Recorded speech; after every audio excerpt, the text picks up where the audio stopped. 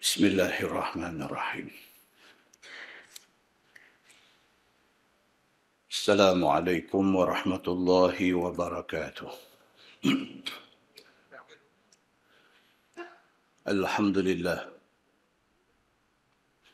Wabihi nasta'in. Ashhadu an la ilaha illallah wahdahu la sharika lah. Wa ashhadu anna Muhammadan abduhu wa rasuluh. ونصلي ونسلم على هذا النبي الكريم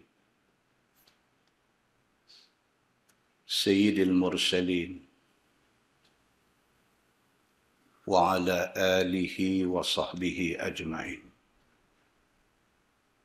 أما بعد. أيها المؤمنون اتقوا الله أوصيكم وإياي بتقوى الله فقد فاز المتقون. Muslimin dan muslimat, mudah-mudahan dirahmati Allah Subhanahu wa taala. Di dalam sebuah hadis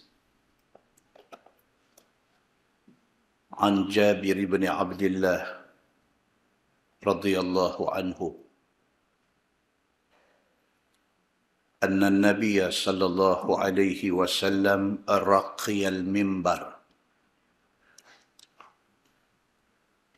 فلما رقي الدرجة الأولى قال النبي صلى الله عليه وسلم آمين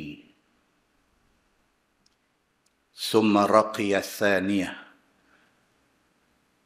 فقال النبي صلى الله عليه وسلم آمين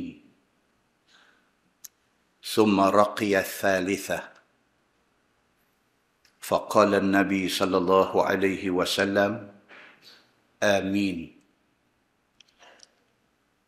فقالوا يا رسول الله سمعناك تقول آمين 3 مرات. قال النبي صلى الله عليه وسلم لما رقيت الدرجة الأولى جاءني جبريل فقال شقي عبد أدرك رمضان فانسلخ منه ولم يغفر له فقلت آمين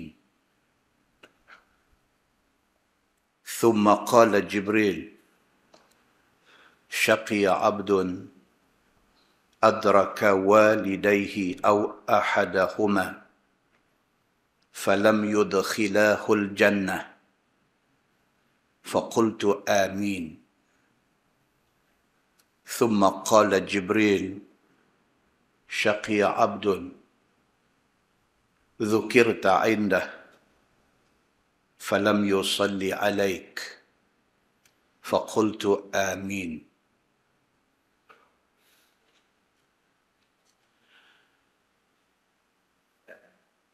Muslimin dan muslimat yang dirahmati Allah sekalian. Daripada Jabir bin Abdullah radhiyallahu an, kata dia Nabi sallallahu alaihi wasallam naik mimbar. Nabi sallallahu alaihi wasallam naik ke atas mimbar. Apabila Nabi naik di anak tangga pertama, tiba-tiba Nabi sallallahu alaihi wasallam kata amin. Kemudian Nabi naik anak tangga kedua. Nabi kata amin. Kemudian Nabi naik anak tangga ketiga. Nabi kata amin. Para sahabat Nabi ridwanullah alaihim ajma'in yang melihat benda ni jadi tertanya-tanya. Kata sahabat, ya Rasulullah, sami'naka taqul amin 3 marat. Sahabat-sahabat kata, ya Rasulullah, kami dengar Tuan sebut amin 3 kali. Pasal apa? Qala Nabi sallallahu alaihi wasallam, lamma raqitu ad-darajatal ula ja'ani Jibril. Nabi sallallahu alaihi wasallam kata, bila saya naik anak tangga pertama, Jibril mai jumpa saya. Kata Jibril, syaqiya abdun adraka Ramadan fansalakha minhu wa lam yughfar lahu. Jibril mai habaq dekat Nabi, celakalah satu orang manusia yang menerima kehadiran Ramadan. Tiba-tiba Ramadan itu berlalu begitu sahaja. Sedangkan dia tidak dapat keampunan dosa. Muslimin dan muslimat yang dirahmati Allah sekalian. Hadis ni saya dah baca di masjid ni. Masa puasa lepas. Saya catat, saja saya baca lagi sekali, pasal Ramadan nak main lagi 21 hari lagi. Bacalah hadis ni 10 kali pun, kita macam kita juga. Walhal hadis ni sangat-sangat menyentuh hati kecil kita. Tapi kita dengar, kita faham, tapi tidak ada tindakan. Nabi SAW pada satu hari naik ke atas mimbar. Mimbar Nabi 3 anak tangga. Itu mimbar zaman Nabi SAW 3 anak tangga. Kita semua dah baca hadis. Cerita Nabi SAW, dia berkhutbah di atas tunggui pokok kurma. Sehinggalah para sahabat yang duk tengok ni mai satu idea.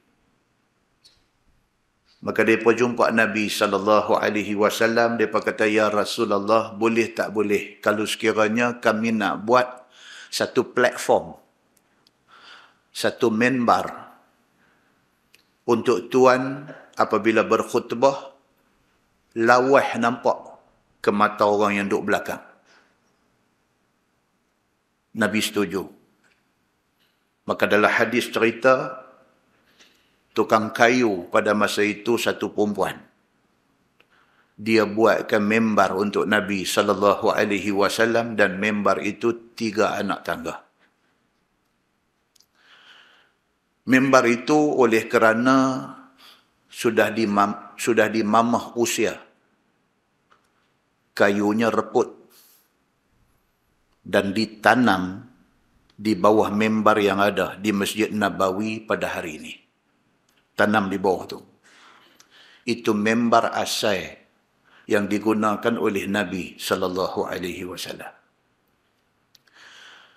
Hadis ni cerita apabila Nabi naik atas mimbar, Nabi langkah naik atas step yang pertama. Jibril mai dekat Nabi. Jibril kata, syaqiya abdun adraka Ramadan fansalakha minhu falam yughfar lahu. Jibril mai bisik habaq dekat Nabi. Jibril kata, celakalah satu manusia yang dia menerima kedatangan Ramadan, tiba-tiba 30 hari Ramadan, dia tak diampun dosa oleh Allah Subhanahu wa ta'ala. Nabi SAW kata, amin. Ya Allah, perkenankanlah. Mudah-mudahan Ramadan yang mai dekat kita ni menjadi Ramadan yang boleh membuatkan kita diampunkan dosa. Nabi naik atas step yang kedua, ke atas Anak tangga yang kedua, Jibril kata kepada Nabi sallallahu alaihi wasallam, syaqiya abdun adraka walidayhi aw ahadahuma falam yudkhilahul jannah. Jibril bisik dekat Nabi, Jibril kata celaka manusia yang mak ayah masih ada. Tapi sayang, mak ayah tidak menjadi peluang untuk dia masuk syurga. Sepatutnya ada mak, ada ayah, kita dapat peluang masuk syurga. Kerana bakti kita kepada mereka. Tapi ada manusia, ada mak, ada ayah, tapi tak memberi peluang kepada dia untuk masuk syurga. Dengan adanya mak dengan ayah ni. Tuan-tuan, hari ini, apa yang Nabi SAW sebut, duk jadi depan mata. Anak 10 orang, mak umur 90. Mak jadi bola. Abang sulung tak mau, pergi dekat kak nombor 2 tak mau, pergi dekat kak nombor 3 tak mau, masing-masing dengan alasan masing-masing. Alasan kerja, tak boleh nak jaga orang tua ni. Alasan orang tua ni banyak akai, tak boleh nak sabar nak jaga dia. Alasan orang tua ni uzur, sehingga kan mereka tak mampu nak menjaga orang uzur. 1001 alasan bagi untuk nak kick, nak tendang orang tua ni di rumah orang lain. Sudahlah tidak mau jaga, tidak mau keluar duit untuk ambil orang tolong jaga. Kalau tak mau jaga, tapi mau buat keluar duit, 10 anak buat keluar seorang 100, sudah ada 1000. Boleh ambil satu orang untuk jaga orang tua ni. Kalau 10 orang anak buat keluar seorang 200, sudah ada 2000. Boleh guna untuk hal kebajikan orang tua ni. Tidak mau jaga dan tidak mau keluar duit. Ramadan mai tiap-tiap tahun kepada anak-anak ini. Tapi anak-anak ini tidak dapat keampunan dosa. Jibril mai bisik dekat Nabi, syaqiya abdun adraka walidayhi aw ahadahuma falam yudkhilahul jannah. Nabi kata celaka manusia yang ada mak ayah ataupun ada salah satu. Ada mak saja atau ada ayah saja. Tetapi adanya orang tua ni tak menjadi sebab dia dapat syurga Allah. Nabi kata amin. Ya Allah, perkenankanlah, mudah-mudahan umat aku yang ada mak, ada ayah, mak ayah membawa mereka ke syurga. Nabi naik anak tangga yang ketiga. Jibril kata syaqiya abdun zukirta indah falam yusalli alaik. Jibril kata celakalah manusia yang apabila disebut nama engkau, wahai Muhammad sallallahu alaihi wasallam, falam yusalli alaik, mereka tidak selawat kepada engkau. Berapa ramai manusia hari ini dia dengar orang sebut Nabi Muhammad sallallahu alaihi wasallam, dia bakhil nak selawat Nabi. Sedangkan siapa yang selawat Nabi, Allah ucap selamat kepada dia 10 kali. Sekali dia ucap selawat kepada Nabi, 10 kali Allah doa keselamatan dia. Nabi kata, faqultu amin. Aku kata amin. Mudah-mudahan umat aku gemar berselawat kepada aku. Muslimin dan muslimat yang dirahmati Allah sekalian.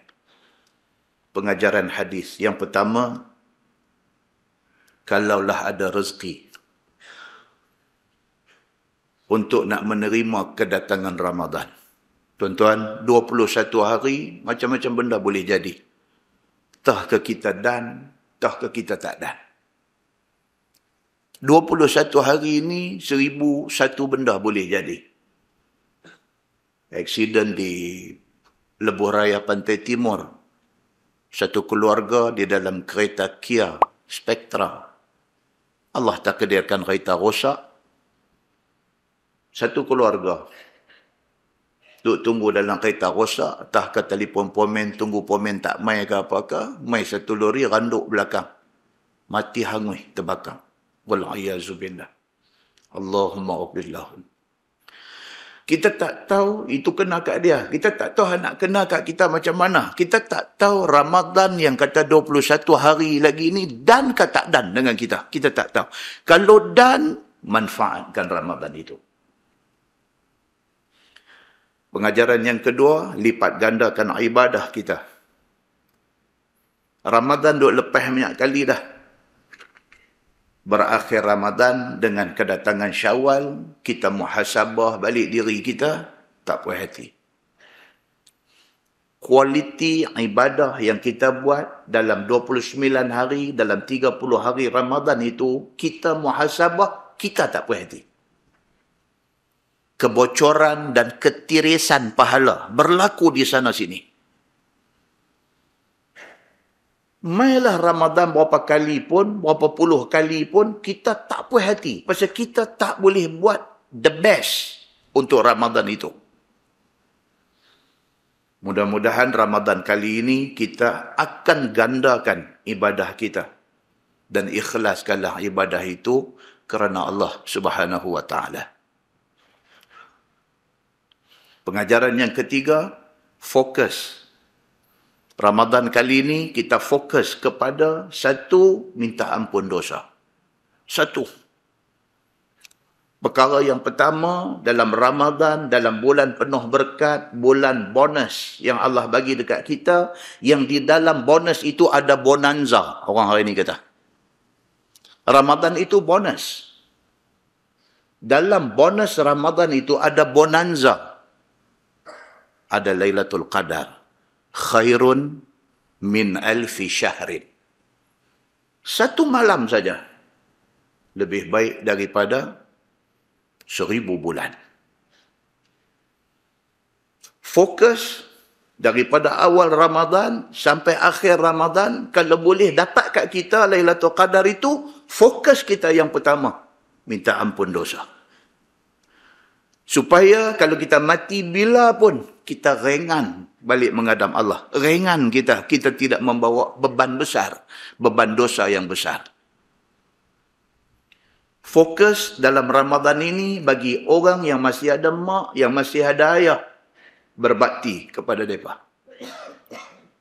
Fokus kita di dalam Ramadan ini, infak dan sedekah bagi ada. Kita tidak mampu nak bagi ribu-ribu, kita tidak mampu nak bagi ratus-ratus. Kita bagi satu malam Ramadan RM1. Satu malam Ramadan bagi RM5. Satu malam Ramadan bagi RM10. Mana masjid kita pergi sembahyang tarawih, dalam masjid itu RM10 masuk. RM10 kali 30 malam Ramadan. Baru RM300. Mudah-mudahan nilainya jauh lebih besar di sisi Allah Subhanahu wa ta'ala. Fokus Ramadan kali ini, Quran. Baca sungguh-sungguh. Quran, baca sungguh-sungguh dan baca dengan tartil dan betul. Dan banyakkan berselawat dan berzikir kepada Allah Subhanahu wa ta'ala. Dan fokus Ramadan kita kali ini, jauhi dosa. Fokus kita dalam Ramadan kali ini, jauhi benda-benda dosa.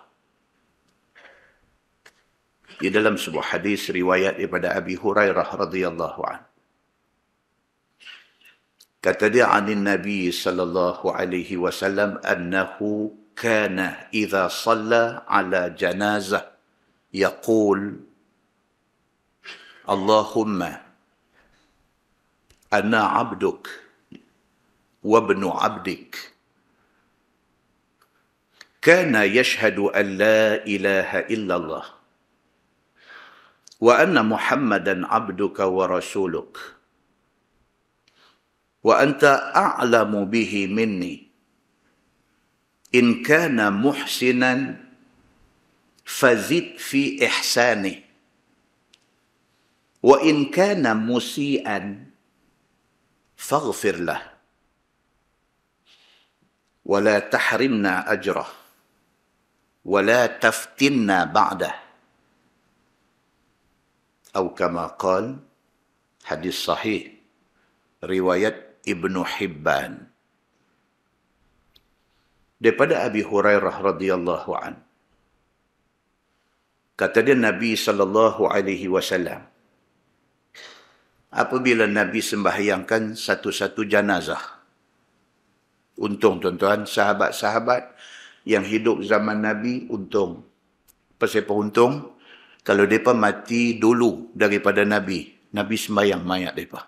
Untung. Zaman kita lah ni, kalau ada orang yang baik-baik macam tu, harap-haraplah dia sudi sembahyang jenazah. Itu sebab dalam hadis Nabi kata, kalau boleh jadikan bilangan yang sembahyang jenazah itu 100 orang. Dan 100 orang itu dijadikan dalam 3 saf. Pasal apa? Pasal mana nak tahu, dalam 100 ada 1 orang mustajab doa. Nabi SAW apabila dia imamkan sembahyang jenazah, di antara doa yang Nabi baca, Nabi kata, Allahumma ana abduk wa ibnu abdik. Ya Allah, ya Tuhan, aku hamba engkau. Aku anak kepada hamba engkau. Kana yashhadu an la ilaha illallah wa anna Muhammadan abduka wa rasuluk. Dalam sembahyang itu Nabi doa, Nabi kata, ya Allah, ni yang doa ada depan aku ni, jenazah yang aku duk sembahyang ni, dia bersaksi bahawa tidak ada Tuhan melainkan engkau. Dia bersaksi bahawa Muhammad itu hamba engkau dan rasul engkau. Wa anta a'lamu bihi minni. Nabi kata, ya Allah, engkau lebih tahu dia daripada aku. Aku tengok dia, nampak zahir dia baik. Aku kata dia baik. Tapi engkau lebih tahu dia baik ke tak baik. In kana muhsinan. Dalam doa Nabi. Nabi kata, ya Allah, kalaulah dia ni orang muhsin, orang baik. Kalaulah dia ni baik sungguh-sungguh. Bukan dia pura-pura baik. Bukan dia buat-buat baik. Tapi kalaulah dia ni orang muhsin, orang baik sungguh. Fazid fi ihsanih. Nabi kata, ya Allah, tambahlah kebaikan dia. Wa in kana musian. Tapi kalau dia ni sebenar-benar jahat. Kalau dia ni orang nampak mata kata dia baik. Tapi engkau maha mengetahui. Engkau tahu dia sebenarnya musi, jahat. Faghfirlah, ampunkanlah dia. Nabi SAW, dia doa macam tu. Ya Allah, kalau dia ni baik, tambah kebaikan kepada dia. Kalaulah dia ni betul-betul jahat, ampunkan dia. Wala tahrimna ajrah, ya Allah, janganlah halang kami akan pahalanya. Wala taftinna ba'dah, ya Allah, janganlah fitnah kami selepas tak ada dia ni. Muslimin dan muslimat yang dirahmati Allah sekalian, hadis ini nak tunjuk dekat kita betapa Nabi SAW, dia hendak sangat kita umat dia jadi orang baik. Kalaulah kita terjadi orang tak baik, Nabi awal-awal minta ampun untuk kita. Maknanya, Nabi nak sangat-sangat kita ni masuk syurga esok. Sama dengan dia. Kalau Nabi sayang kita, pasal apalah kita tak sayang diri kita sendiri. Di dalam sebuah hadis riwayat daripada Usamah bin Zaid radhiyallahu anhuma, kata dia, ya Rasulullah, lam araka tasumu min asyhari ma yasumu min Sya'ban. Faqala Nabi sallallahu alaihi wasallam, dzaka syahrun yaghfalu an-nasu anhu baina Rajab wa Ramadan. Wa huwa syahrun turfa'u fihi al-a'mal ila rabbil alamin. Fa ahabba an yurfa'a amali wa ana sha'im. Atau kama qala, hadis riwayat At-Tirmizi, hadis hasan riwayat At-Tirmizi. Daripada Usamah bin Zaid radhiyallahu an. Kata dia, ya Rasulullah. Usamah ni siapa tuan-tuan? Usamah anak angkat Nabi. Kalau dalam hadis dia sebut Usamah, dia kata hibbu Rasulullah sallallahu alaihi wasallam. Usamah ini ialah kesayangan Nabi sallallahu alaihi wasallam. Siapa bapa dia? Bapa dia Zaid bin Thabit. Pak pun anak angkat Nabi, anak pun anak angkat Nabi. Zaid bin Harithah. Bapa pun anak angkat Nabi, anak pun anak angkat Nabi. Nabi ambil pak dia, jadikan anak angkat. Anak pun Nabi ambil jadi anak angkat Nabi sallallahu alaihi wasallam. Kan baru ni kita baca hadis di mana cerita Nabi sallallahu alaihi wasallam lantik dia untuk jadi ketua perang. Nabi lantik Usamah untuk jadi ketua perang. Tiba-tiba dia dipertikai oleh anak buah. Anak buah condemn dia. Tak puas hati dengan kepimpinan dia. Anak buah kata dia ni tak cukup syarat untuk jadi pimpinan perang. Sampai ke Nabi sallallahu alaihi wasallam. Nabi marah. Nabi marah kepada orang yang komplain ni. Nabi kata dekat mereka apa? Nabi kata kalau hampa tak suka Usamah, bermakna hampa tak suka bapa dia Zaid. Usamah ini aku yang lantik dia. Nabi kata Usamah ni yang lantik dia jadi ketua perang ni aku sendiri. Nabi kata. Dan aku tahu dia mempunyai cukup ingredients. Dia mempunyai cukup bahan untuk nak menjadi ketua.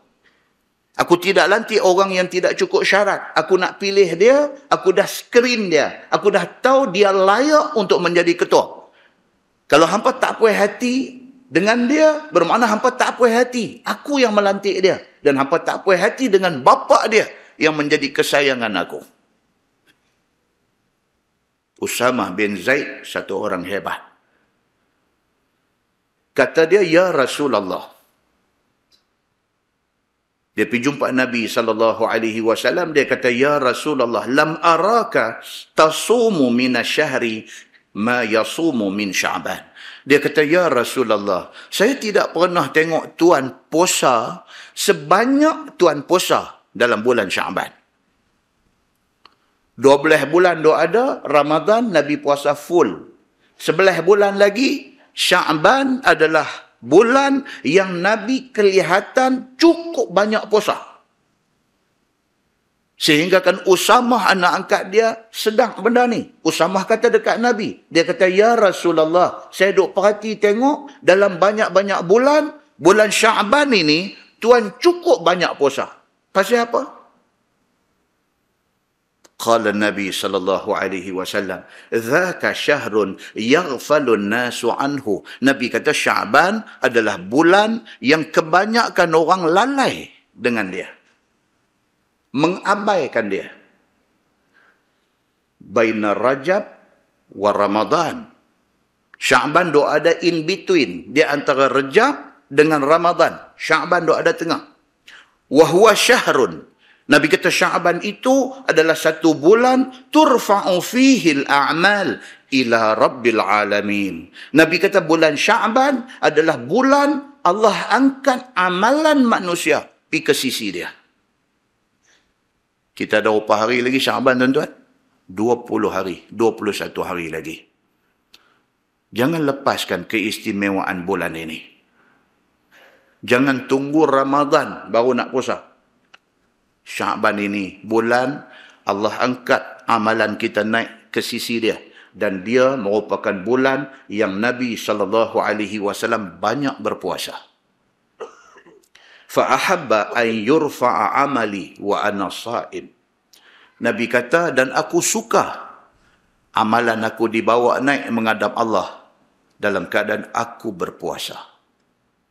Mudah-mudahan muqaddimah itu memberi manfaat kepada kita, insya-Allah. Kita menggunakan Bahrul Mazi jilid 2. Bahrul Mazi jilid 2. Kita sampai muka surat 197.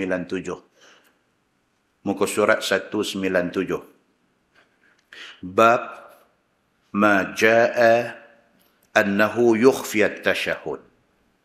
Itu bab yang datang pada menyatakan bahwasanya dibaca akan tasyahud itu dengan tiada nyaring. Tahiyat itu hendaklah dibaca dengan tiada nyaring. Jangan baca derah sampai orang, sampai sah belakang nombor 3 boleh dengar bacaan tahiyat kita. Jangan. Bermula tahiyat itu sama ada awalnya ataupun akhirnya. Tak kira tahiyat awal ataupun tahiyat akhir. Maka tiadalah dibaca dengan nyaring. Muslimin dan muslimat yang dirahmati Allah sekalian. Cerita dia sebenar macam ni, tuan-tuan. Cerita benda jenis-jenis bacaan ni kena baca pelan. Itu cerita dia. Bukan masalah tasyahud. Bukan masalah tahiyat. Jenis bacaan ni disuruh kita baca pelan. Kecuali bacaan-bacaan yang datang nas mengatakan suruh derai. Hak mana tidak ada hadis suruh derai, kena pelan. Kaedah dia macam tu. Dalam Quran Allah berfirman, A'udzubillahi minasyaitanir rajim. Fadhkuruni azkurkum. Washkuruli wala takfurun. Sadaqallahul azim. Al-Baqarah 152. Allah berfirman, fadhkuruni. Ingatlah aku. Ataupun berzikirlah kepada aku. Dia ada dua terjemahan. Zikir dengan makna ingat. Satu. Zikir dengan makna zikir lidah. Dua. Allah kata, fadhkuruni. Ingatlah aku. Ataupun berzikirlah kepada aku. Azkurkum. Aku ingat kamu. Kalau hampa duduk di mana pun hampa ingat aku, hampa duduk di mana pun aku ingat hampa. Itu maksud dia. Washkuruli wala takfurun. Tuhan kata, berterima kasihlah kepada aku. Jangan kufur kepada aku. Apa yang Tuhan bagi kat kita hari ini, mau duk terima kasih dekat Tuhan. Syukur, alhamdulillah, Allah bagi apa yang duk ada kat kita hari ini. Zikir dengan maksud asal dia ingat Allah, juga membawa maksud zikir lisan. Dalam ayat lain Allah berfirman, Ya ayyuhalladzina amanu dhkurullaha dhikran kathira. Wasabbihuhu bukratan wa asila. Tuhan kata, wahai orang yang beriman, ingatlah Allah ataupun sebutlah nama Allah zikran kathira, dengan ingat dan dengan sebut yang banyak. Kita ni dalam apa keadaan pun mau ingat Tuhan.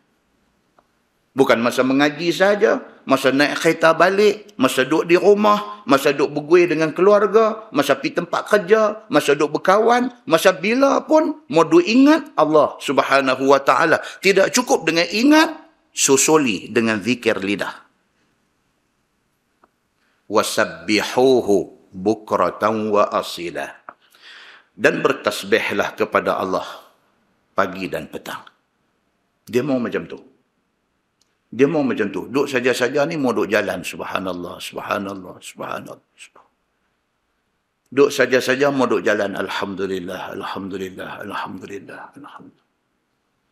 Kalau berasa nak sebut subhanallah, alhamdulillah ni saja tak rancak. Masuk dalam bentuk lagu. Yang saya suara tak sedap, tak tahu nak buat. Masuklah dalam bentuk lagu macam-macam mana nasyid-nasyid Hijaz yang ada banyak-banyak tu, yang merupakan zikrullah bagi jalan di mulut kita. Kerana itu perintah Allah Subhanahu wa taala dalam surah Al-Ahzab ayat 41. Allah sebut lagi dalam ayat lain, "Wadhkur rabbaka fi nafsik." Ayat ni mau dengar elok-elok. Tuhan sebut cara dan adab nak zikrullah. Tuhan sebut, "Wadhkur rabbaka fi nafsik." Tuhan kata, dan ingatlah dan sebutlah Tuhanmu dalam hatimu. Tadarru'an wa khifah.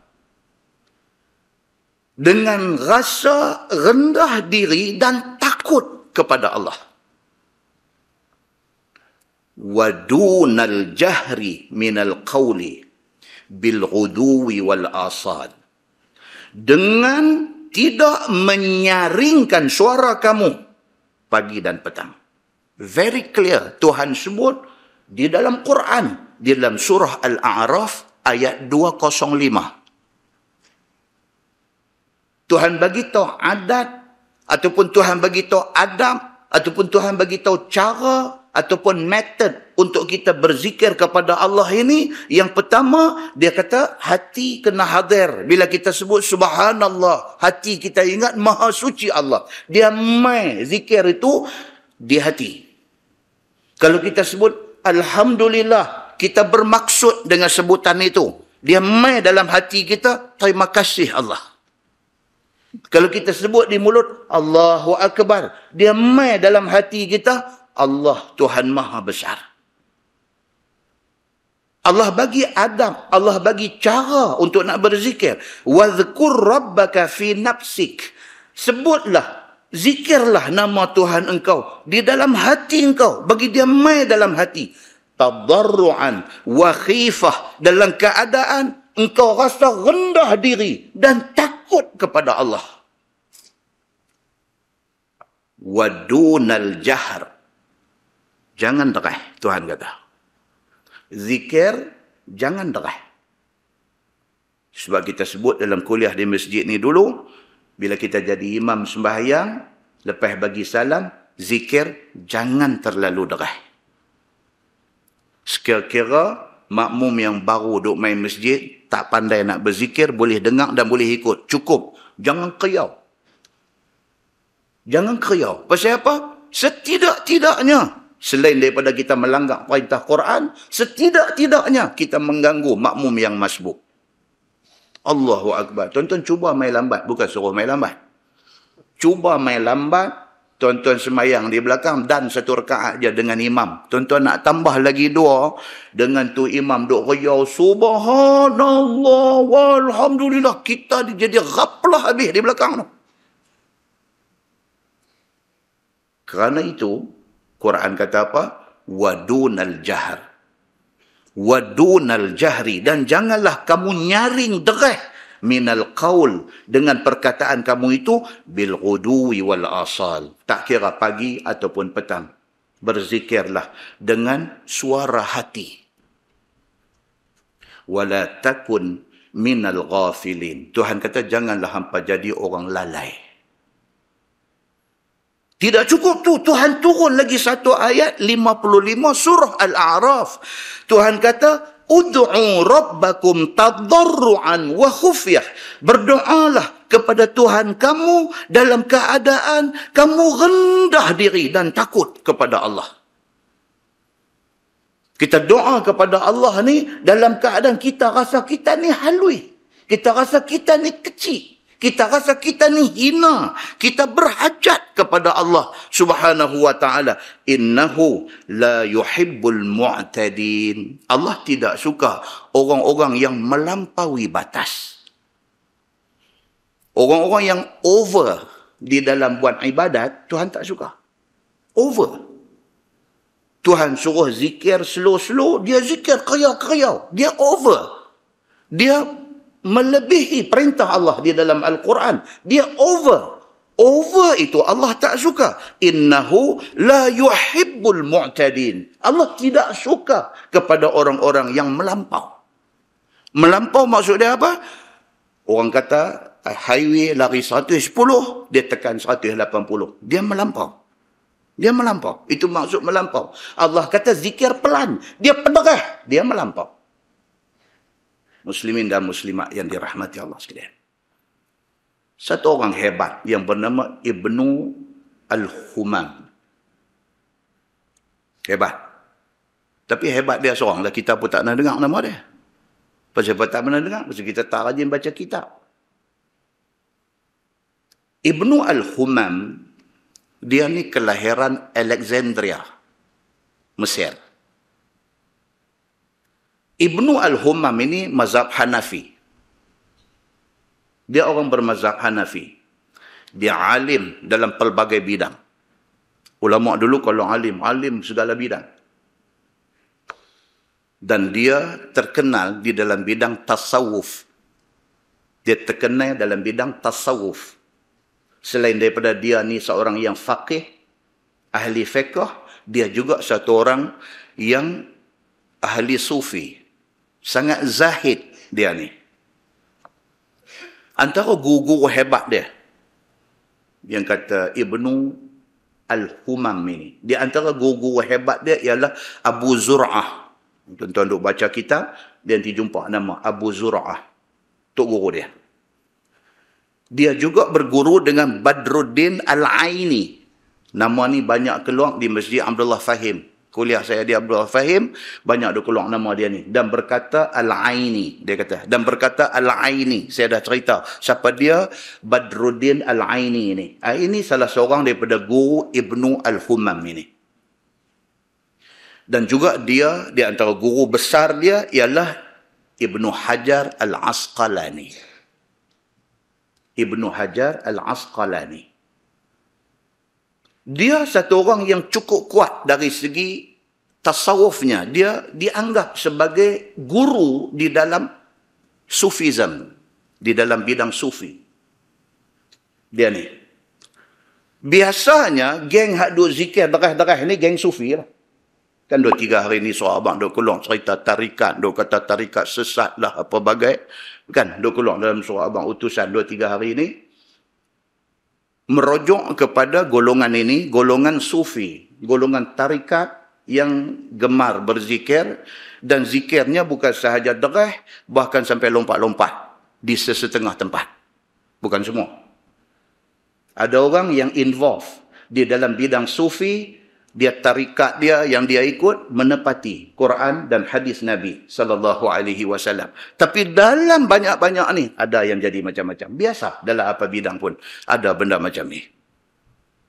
Tapi ni yang kata Ibnu Al-Humam yang bermazhab Hanafi ni, dia juga satu orang sufi, satu orang yang kuat dalam bidang tasawuf. Dia kata apa? Dia kata faqala Abu Hanifah rafa'u saut bidzikri bid'ah. Dia kata. Sedangkan dia ahli sufi. Tapi pasal apa? Pasal dia ahli sufi betul. Dia kata apa? Dia kata faqala Abu Hanifah, sebab dia mazhab Hanafi. Dia petik, dia quote Imam Abu Hanifah. Dia kata, dan berkata Imam Abu Hanifah, raf'u saut bidzikri bid'ah. Dia kata orang yang berzikir, duk angkat suara derah-derah, duk jadi pelik-pelik ni, ini bid'ah. Dia kata. Sedangkan dia ahli sufi. Dia ahli sufi. Sepatutnya dia mempertahankan golongan ini. Tapi tak. Pasal apa? Pasal dia sufi betul.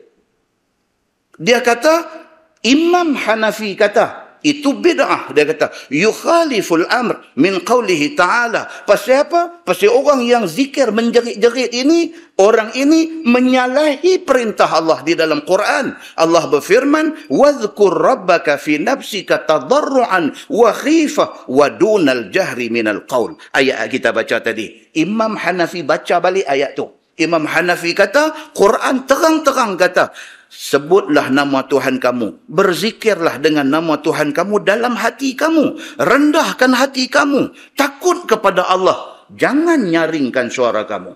Allah kata macam tu. Siapa yang buat berlawan dengan ayat itu, dia telah membuat satu perbuatan bid'ah. Kata Imam Abu Hanifah. Dan kata-kata Imam Abu Hanifah ini dipetik oleh Ibnu Al-Humam. Sedangkan dia ahli sufi. Dia boleh terima benda ni.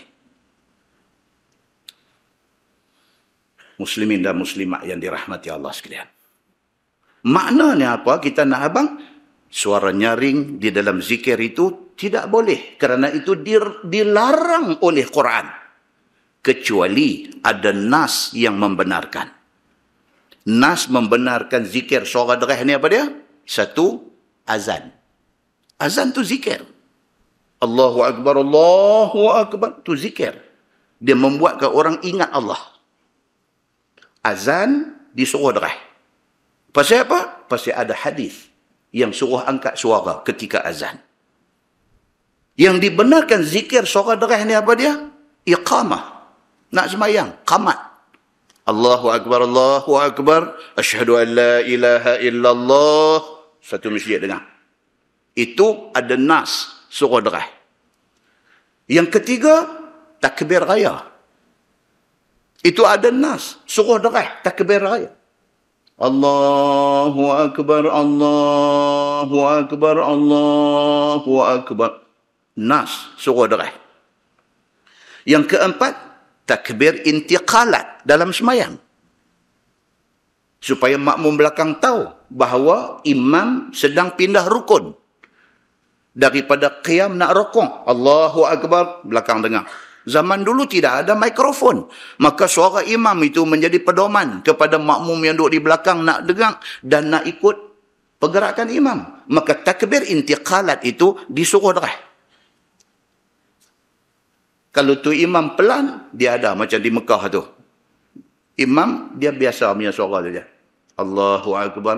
Allahu Akbar. Dia punya. Tu pasal apa? Angkat suara tu salah tak salah? Tak salah. Pasal itu ada nas yang menyuruh. Takbir intiqalat. Tasbih makmum. Apabila imam buat silap. Ini semua ada nas. Tu imam. Sepatutnya rakaat kedua, dia duduk tahiyat awal. Tiba-tiba imam teralik, dia naik berdiri. Rakaat ketiga, dia tak duduk tahiyat awal. Makmum laki-laki yang di belakang ni buat apa? Tasbih. Subhanallah. Makmum perempuan buat apa? Tepuk tangan. Jadi, makmum di belakang nak tegur kesilapan imam ni, dia tasbih. Subhanallah. Derah tu. Boleh tak boleh? Bukan boleh. Itu yang disuruh oleh nas hadis. Hadis Nabi SAW.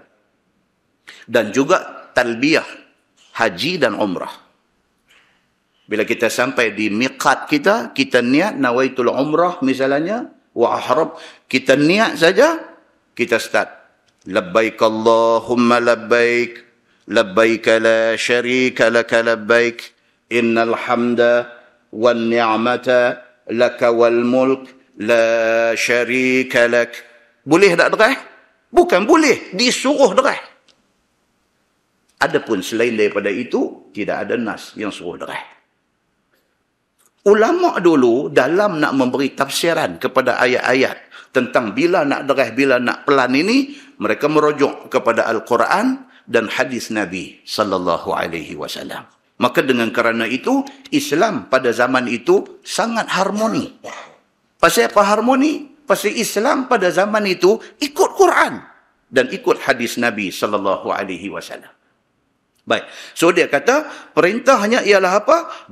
Jangan dibacakan tasyahud itu dengan derah, dengan nyaring. Pasal apa? Sabda Nabi SAW, dia adalah hadis riwayat daripada Abdullah bin Mas'ud radhiyallahu anhu, dia kata minas sunnah. Tuan-tuan tengok hadis tu elok-elok. Kata Abdullah bin Mas'ud, minas sunnah an yukhfiyat tasyahud. Maksudnya diriwayatkan daripada Abdullah bin Mas'ud radhiyallahu anhu. Kata dia setengah daripada sunnah. Sunnah ni maksud dia apa? Perbuatan Nabi. Abdullah bin Mas'ud dia kata apa? Di antara sunnah Nabi, di antara benda yang menjadi amalan Nabi SAW. Apa dia? Yakni perkara yang diamalkan oleh Nabi SAW itu, iaitu tiada menyaringkan ia akan membaca tahiyah itu. Nabi bila baca tahiyat, walaupun dia jadi imam, dia baca pelan saja. Baca sekira-kira dengar ke dia. Dan paling-paling makmum yang ada di belakang dia, di ketika Nabi nak mengajar bacaan itu. Baik, kata At-Tirmizi, bermula hadis Ibni Mas'ud itu hadis hasan lagi gharib. Dan bermula amal akan hadis itu di sisi ahlul ilmi. Ahlul ilmi ni kita dah jumpa kerap di dalam Baharul Mazi ni. Siapa dia yang kata ahlul ilmi ni? Ni baru dia abang. Ahlul ilmi ialah sekalian orang yang menjadi ulama mujtahidin. Bila kita jumpa di dalam Baharul Mazi, dia kata dan bermula amal atasnya di sisi ahlul ilmi. Faham kita apa dia? Ahlul ilmi ni ulama. Senang. Ulama. Ulama yang macam mana mereka ni? Ulama yang mujtahidin. Ulama mujtahidin ni macam mana tuan-tuan? Paling tidak Quran dengan hadis. Quran hafal semua. Hadis ni ribu-ribu hadis mereka hafal. Baru jadi ulama mujtahidin. Muslimin dan muslimat yang dirahmati Allah sekalian. Beramal semua mereka itu seperti mana kata Ibnu Mas'ud. Dia kata ulama mujtahidin hak dulu-dulu semua kalau zikir pelan-pelan. Pasal apa? Pasal itulah yang disuruh Allah dalam Quran dan itulah yang diberitahu oleh Nabi sallallahu alaihi wasallam kepada kita. Maka iaitu tiada mereka itu membaca tahiyat dengan nyaring. Dia kata. Baik, tajuk baru bab ma jaa kaifal julus fit tasyahhud. Itu bab yang datang pada menyatakan bagaimana cara duduk ketika membaca tasyahhud. Nak baca tahiyat ni nak duduk macam mana? Dia kata. Okey. Ketahuilah saudaraku, bermula kelakuan duduk membaca tahiyat itu bersalah-salahan ulama yang mujtahidin padanya. Tuan-tuan, dalam bab fiqh ni, every single benda ada banyak pendapat. Setiap satu benda dalam fiqh ni, setiap satu benda ada banyak pendapat. Walaupun di kalangan mazhab 4. Banyak pendapat. Saat kita nanti jumpa tuan-tuan. Dia nanti main cerita nak duduk macam mana. Dia nanti main cerita tahiyat awal nak duduk macam mana. Dia nanti main cerita tahiyat akhir duduk macam mana. Dia nanti main cerita kat kita saat lagi jari nak tahiyat ni nak macam mana. Dia akan cerita kat kita, mazhab ni kata macam mana, mazhab ni kata macam mana, mazhab ni kata macam mana. Dan tiap-tiap satu mazhab tu, yang dia kata macam tu pasal apa? Apa hadis dia? Dia nanti cerita kat kita. Bila kita baca semua sekali lagi, barulah dia mai kelapangan dada dekat kita. Barulah kita tak segera cop orang dengan cop yang tak tentu punca. Masyarakat kita hari ni, tuan-tuan, saya secara ikhlas, saya abang kat tuan-tuan, saya dah mai fed up lah. Saya dah main fed up. Fed up pasal apa? Pasal dua-dua pihak yang duk bertelagah ni serupa ya duduk. Dia ni pun serupa, duk berkerah kata dia seorang betul. Dia ni pun serupa, duk berkerah kata dia seorang betul. Tak boleh ke dua-dua puak ni buka kitab, baca, tengok dan ambil tahu apa cerita sebenarnya. Ini bukan cerita siapa betul, siapa tak betul. Ini cerita tafsiran. Tapi kita suka ambil side. Kita suka ambil side, kita suka ambil platform, kita suka ambil geng. Kita duduk dalam geng A, kita akan attack geng B. Tidak sah kuliah kita 1 jam suku kalau kita tak luku kepala dia. Dan dia pun serupa, tidak sah kuliah dia 1,5 jam kalau dia tak singgung kita. Apa ni? Tak cukup lagi kau orang Islam duduk bergaduh sampai orang Islam duduk jadi ulam kacang kelisa lah ni dalam dunia ni. Orang duk ambil, kita duk cicah sampai. Pasal apa kita jadi lagu tu? Pasal kita suka bergaduh. Benda tak patut bergaduh, pergi jadi bergaduh. Pasal apa? Pasal kita dididik, pasal kita ditrain supaya memihak dan bermusuhan. Kita ditrain supaya kita duduk dalam geng ni, kita hantam sana. Kita ditrain suruh duduk sana, hantam sini. Sampai bila benda ni nak habis? Muslimin dan muslimat yang dirahmati Allah sekalian. Kita tengok benda ni. Buka dada lueh-lueh. Buka dada lueh-lueh. Dengar hadis Nabi dan dengar ulama-ulama mujtahidin kata apa tentang setiap isu yang berbangkit. Muslimin dan muslimat yang dirahmati Allah sekalian. Penat tuan-tuan. Kadang-kadang baca dalam Facebook, duk baca ni, hak duk masuk dalam blog, hak duk terbih mai kat kita, terbih. Duk terbih mai kat kita dalam WhatsApp dan sebagainya. Dia jadi penat, dia jadi ketak dada, dia jadi naik menyampah. Muslimin dan muslimat yang dirahmati Allah sekalian, tolonglah kita ajak kepada kebenaran, kepada ilmu. Ambil satu benda, fahami elok-elok. Dan hindarkan diri daripada duk cok atas daya orang dengan cok yang tak tentu punca ni. Jangan. Kerana perbuatan suka duk cok atas daya orang ini, perbuatan yang memporak-perandakan orang Islam. Muslimin dan muslimat yang dirahmati Allah sekalian. Kita tengok di sini. Maka dapatlah keterangan kepada kita, kemudian daripada telah diterangkan hadisnya. Kata Imam At-Tirmizi, hadis dia, an Wa'il bin Hujr radhiyallahu anhu qala qadimtul Madinah. Itu hadis dia. Diriwayatkan daripada Wa'il bin Hujr. Katanya, aku datang ke Madinah. Yakni Madinah Nabi sallallahu alaihi wasallam. Wa'il bin Hujr. Dia kata, aku pergi ke Madinah nak jumpa Nabi sallallahu alaihi wasallam. Qultu la anzuranna ila salati Rasulillah sallallahu alaihi wasallam. Kata Wa'il pada diri dia sendiri, demi sesungguhnya aku nak lihat, aku nak tengok, dan aku nak periksa, dan aku nak perhati dengan baik sembahyang Nabi sallallahu alaihi wasallam. Dia pergi ke Madinah ni atas satu tujuan. Tujuan dia apa? Dia nak pergi tengok sendiri. Mata dia nak witness, nak saksikan macam mana Nabi semayang. Kan? Pasal apa? Pasal ibadat ni, hak orang yang buat paling tepat ialah Nabi sallallahu alaihi wasallam. Lain pada Nabi ni, ada tepat, ada tak tepat, ada macam-macam. Lah ni, Wa'il bin Hujr. Dia kata, aku nak pergi dekat main source. Nak pergi dekat sumber utama ni. Aku nak tengok Nabi semayang macam mana. Aku nak pergi, aku nak tengok, aku nak ambil faham, dan aku nak ingat cara Nabi semayang. Itu cerita dia. Baik. Macam kita hari ni lah kan. Ada orang tanya, Ustaz, saya sampai long, saya confused seperti ya. Kata. M tu ada syadah. Confused. M tu ada syadah. Kan? Dia kalau dia kata saya confused, dia tak apa lagi, tak tahu. Dia saya confused betul. Oh, ni berat ni. Saya tak pasal apa. Tak. Okey Ustaz. Dia dah. Nak tanya tu. Tak. Okey Ustaz. Semua bagi kita suspend. Tak, dia kata ni masalah duk tahiyat akhir ni. Okey. Duk lagu mana? Ya? Benda tu kecil aja. Tapi bagi setengah orang yang very particular, orang putih kata, dia very particular. Dia, apa nak kata? Orang putih kata particular. Maksud dia apa? Teliti. Dia satu orang yang sangat teliti.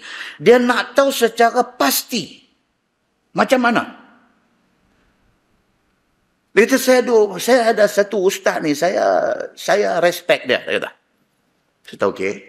Saya duduk perhati dia semayang. Dia semayang bila pun, dia semayang sunat, dia duduk tahiyat akhir, dia nanti duduk iftirashi. Dia nanti duduk macam tahiyat awal. Saya tak pernah tengok dia duduk tawarruk. Saya tak pernah tengok dia duduk tahiyat akhir. Adakah dia kata betul-betul hak sunnahnya, duduk tahiyat akhir ni, duduk macam, oh dia very particular. Ada orang macam ni, ada entah. Bukan duduk tahiyat akhir saja. Jadi masalah dia. Ekor saban pun jadi masalah dia.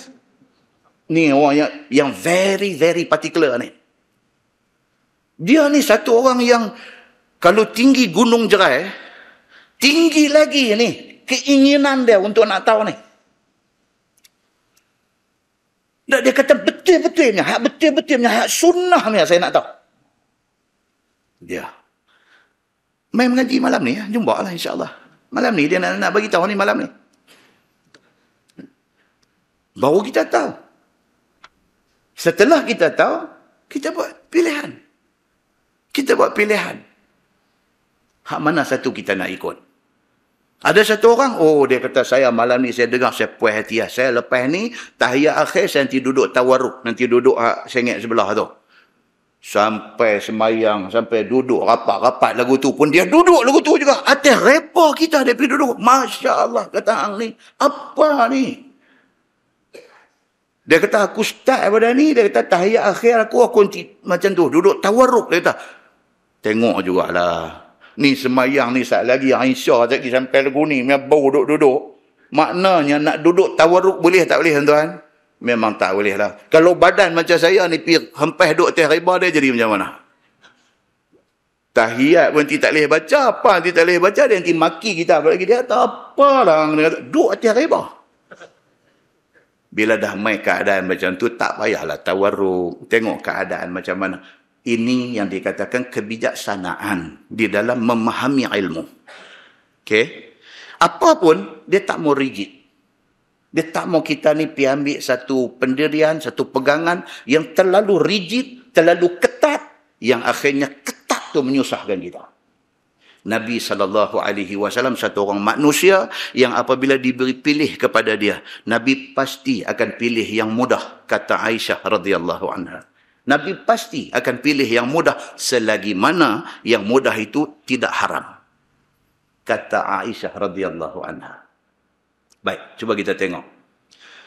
Dia kata Wa'il bin Hujr tadi, dia kata la anzuranna ila salati Rasulillah sallallahu alaihi wasallam. Dia kata demi sesungguhnya aku nak pergi ke Madinah, aku nak tengok, aku nak periksa, aku nak perhati dengan sebaik-baiknya kepada sembahyang Nabi sallallahu alaihi wasallam supaya aku boleh turut, aku boleh ikut seperti mana Nabi buat. Ini Wa'il bin Hujr. Dan menjadikan sah amalan aku kerana ikut Nabi sallallahu alaihi wasallam. Ini budaya yang ada pada diri para sahabat Nabi. Budaya depa. Budaya depa apa dia? Depa nak cari yang betul punya, yang genuine, orang putih kata. Yang original, yang asli, yang merupakan perbuatan Nabi sallallahu alaihi wasallam. Ini satu kelebihan yang ada pada generasi para sahabat Nabi ridwanullah alaihim ajma'in. Maka dia kata, maka Nabi SAW pun semayang dan aku pun memerhati akan sembahyangnya. Bila dia main-main, Nabi masuk, Nabi nanti buat, dia tidur. Orang Penang kata usyar. Dia tidur usyar. Dia tengok daripada jauh, dia duduk parti, tengok dia setiap gerak-geri apa yang Nabi buat semua dia perhati dan dia rekod. Dia ambil ingat. Dia kata. Dan aku pun memerhatikan akan sembahyang Nabi sallallahu alaihi wasallam. Kata Wa'il bin Hujr, falamma jalasa, yakni litashahhud. Yang ni yang fokus hadis ni. Falamma jalasa, yakni litashahhud, iftarasha rijlahul yusra. Wa wada'a yadahul yusra. yakni ala fakhidhil yusra wa nasaba rijlahu al-yumna. Maka manakala Nabi SAW duduk, yakni untuk baca tahiyat. Dia kata, ni dia duduk perhati tengok ni. Mai tang tahiyat. Nabi duduk untuk baca tahiyat, maka menghampar Nabi SAW, yakni melipat dia akan kakinya yang kiri dan duduk di atasnya. Maksudnya duduk macam mana? Duduk iftirashi. Bila mai Nabi nak baca tahiyat, Nabi duduk kaki kiri lipat pergi bawah dan Nabi duduk di atas kaki kiri. Maksudnya duduk macam mana? Duduk macam tahiyat awal. Begitu.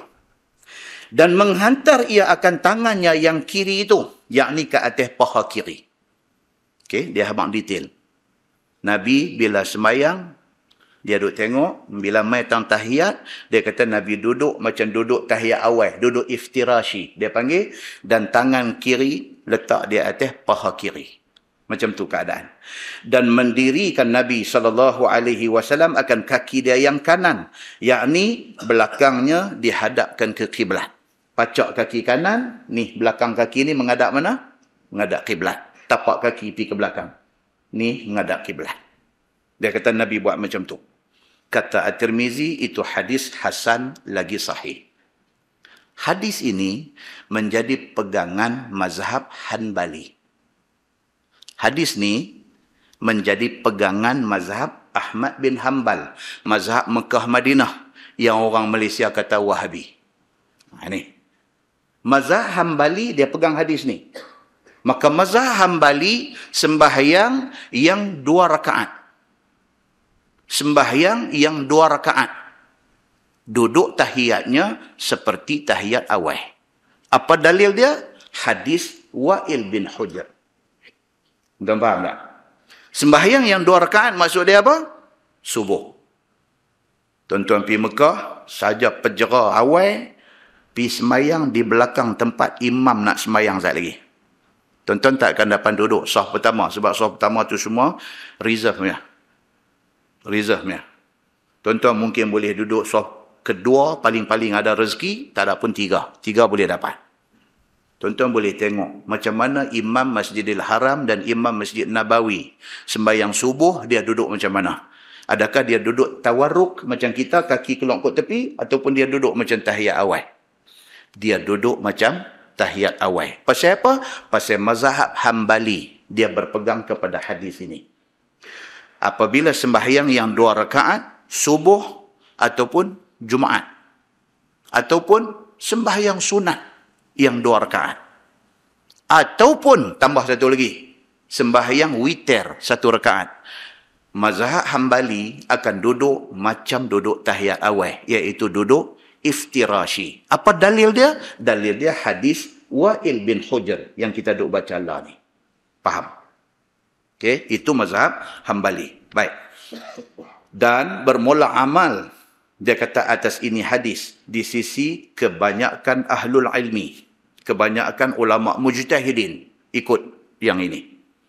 Dan itulah perkataan Sufyan As-Sawri. Dia ni imam mazhab, tapi mazhab kecil. Sufyan As-Sawri adalah imam mazhab, tapi mazhab kecil. Dan juga Ahlul Kufah dan Abdullah Ibnul Mubarak. Mereka pegang yang ni. Sama macam Ahmad bin Hanbal punya pegangan. Kerana ini sandaran mereka. Baik. Masalah, duduk bagi tahiyat dan hadisnya yang panjang. Dia kata, ketahuilah saudaraku, dikeluarkan oleh Imam At-Tirmizi satu hadis yang panjang bagi menerangkan duduk bagi tahiyat itu. Dengan kata dia, ni lagi satu hadis. Kata dia, an Abbas bin Sahli Sa'idi radhiyallahu anhu qal. Diriwayatkan daripada satu tabi'in yang dipercayai riwayatnya. Nampak tuan? Dia bubuh siap-siap. Rawi hadis ni ada yang thiqah. Thiqah ni maksudnya apa? Trusted. Dipercayai. Main nama ni, confirm. Riwayat dia mesti okey. Dia main pula satu rawi, satu nama pula. Habis dia ni rawi yang bermasalah. Kerana ada dia di dalam riwayat itu, sahih sudah turun jadi hasan. Hasan sudah turun jadi dhaif. Kadang-kadang dia turun pergi sampai jadi mungkarul hadis. Dia kata hadis yang mungkar dan sebagainya. Pasal apa? Pasal rawi ini ada sikit problem. Tapi problem mereka ni bukan macam kita punya problem. Kita punya tak tahu nak abang punya teruk punya duduk dah. Kita ni kalau piduk dalam senarai nak rawi hadis tu, dia peligan kita dengan perpanjang. Hang tak boleh, hang tak ada kelayakan langsung. Mereka ni kalau kata rawi hadis yang bermasalah ni, yang menyebabkan grade hadis jatuh ni, bukan bandingan dengan kita, bukan bandingan dengan ustaz yang ada zaman kita. Hebatnya yang kata rijal hadis ini. Ulama-ulama yang terlibat dia adalah hadis ini. Baik. Kata dia apa? Diriwayatkan daripada satu orang tabi'in. Abbas bin Sahal As-Sa'idi ini. Dia tabi'in yang dipercayai riwayatnya. Dia ni. Nama dia ialah Abbas bin Sahal As-Sa'idi. Kata dia, ijtama'a Abu Humaid wa Abu Usaid wa Sahal bin Sa'ad dan juga Muhammad bin Maslamah. Telah berkumpul 4 orang sahabat Nabi sallallahu alaihi wasallam. Dan tersebut di dalam Sahih Ibnu Khuzaimah bahawasanya 10.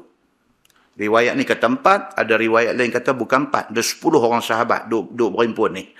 Setengah daripada mereka itu ialah Abu Qatadah bin Rib'i. Ini dia sebut nama-nama sahabat hebat ni.